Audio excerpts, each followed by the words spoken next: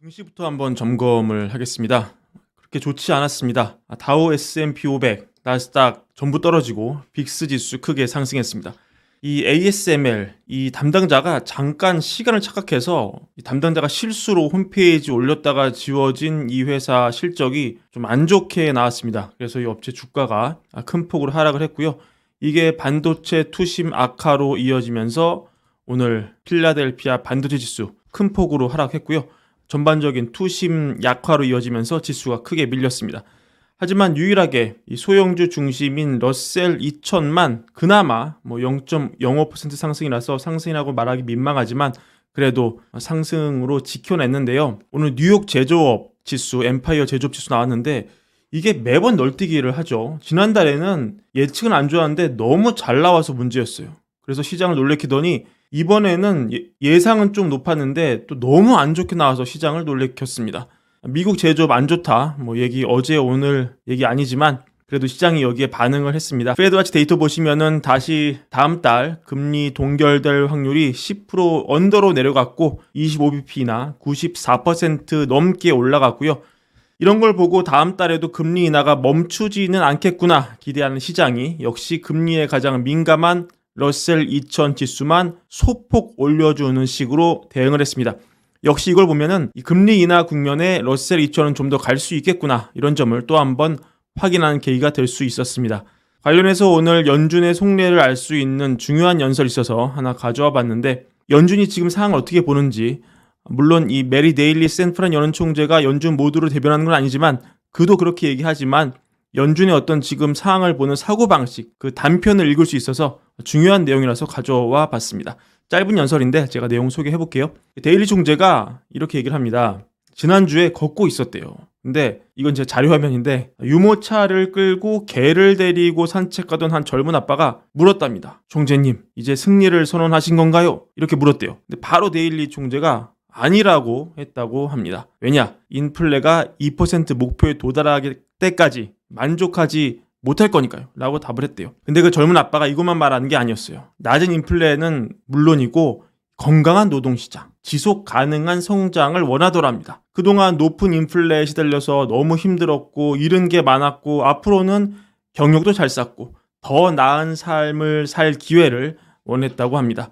그래서 데일리가 나는 정책 입안자로서 내 목표가 항상 그런 펀더멘털한 경제의 기본 체력을 제공하는 거였다. 이렇게 말을 하면서 드디어 이제는 인플레가 낮아졌고 경제가 지속 가능한 궤도로 올라왔기 때문에 내 목표에 집중할 수 있게 됐다. 나는 지금 단순히 소프트 랜딩을 넘어서 지속 가능한 경제 성장을 목표로 하고 있다. 이렇게 얘기를 합니다. 그러면서 지금 경제 상황을 설명을 하는데 경제가 지금 확실히 나아졌다. 인플레가 낮고 많이 내려왔고 노동시장 지속 가능한 경로로 왔고 인플레 기대치 내려왔으니까 이거는 결국 무슨 얘기다? 시장 참가자들이 디스인플레가 지속되는 것으로 믿고 있는 증거다. 또한 노동시장 진정됐고 대부분의 노동시장 지표는 팬데믹 이전 수준이고 실업률 장기적으로 지속 가능한 수준이다. 그래서 지난번에 50bp 내린 것은 정말 필요한 정책 재조정이었고 그럼에도 지금 여전히 정책은 제한적이다. 금리가 높다. 또한 인플레이션과 인플레 기대치가 내려가면서 정책이 실질적으로 더 타이트해졌다. 이거는 중요한 얘기죠.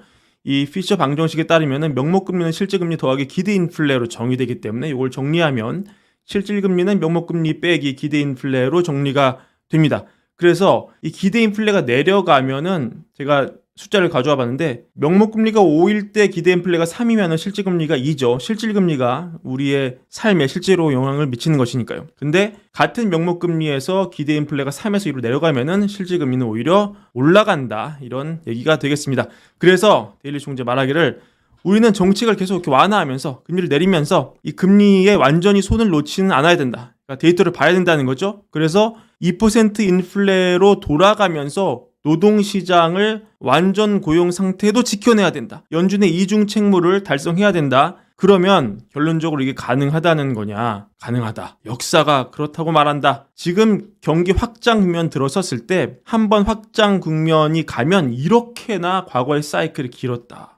내가 경험을 다 했었는데 팬데믹 이전의 확장기 길게는 거의 11년까지 갔고 이때 낮은 인플레와 지속 가능한 성장이 결합될 때 이렇게 파워풀했다. 근데 지금 내가 데이터를 보니까 너무 닮았다. 지금 시작된 확장 국면이 이때와 같은 패턴이 나오는 걸 지금 내가 지켜보고 있다. 근로자 노동 참여율 최고치 경신했고 가계소득 불평등 팬데믹 때 증가했지만 지금 줄어들고 있고 고임금 저임금 격차 줄었고 이 탄탄한 노동시장이 더 광범위한 근로의 기회를 제공하고 있다. 지금 이 리즈 시절과 너무 똑같다. 내가 볼 땐. 그래서 지금 완전히 확장 국면 초기에 불과하다. 그렇다면 데일리 총재가 주장하는 건 뭐다? 앞으로 몇 달, 몇 년 동안 경제는 당연히 울퉁불퉁하게 여러 번의 충격과 교란 겪고 위기도 또한 겪겠지만 우리가 잘하면 계속 이런 확장세를 유지할 수 있다. 그래서 소프트 랜딩의 길은 아직 끝나지 않았지만 우리는 그 일을 완수할 결단력을 가지고 있다. 이렇게 얘기합니다. 한마디로 뭡니까 여러분? 연준이 지금처럼 앞으로 잘해준다면 이 확장세가 10년도 갈 수 있다는 거예요. 그런 세상을 나와 연준이 만들어내겠다. 이런 뜻이 되겠습니다. 데일리 총재의 개인적인 연설이었습니다. 오늘 트럼프 후보의 인터뷰가 있었습니다. 내용을 요약해 보겠습니다. 대동소이합니다. 결국은 이 내용 반복이죠. 내 경제정책이 부채 증가에도 성장을 촉진해서 미국의 번영을 가져다 줄 것이다. 그래서 이 관세 대폭 상승 이 내용을 고수하면서 결국 이 관세를 때리면 미국 밖으로 나간 기업들이 다시 들어오게 될 것이다. 관세가 이 무역에 의존하는 미국인에게 부정적인 영향을 주지 않는다. 즉 해석하자면 이런 얘기가 계속 비판이 제기가 되죠.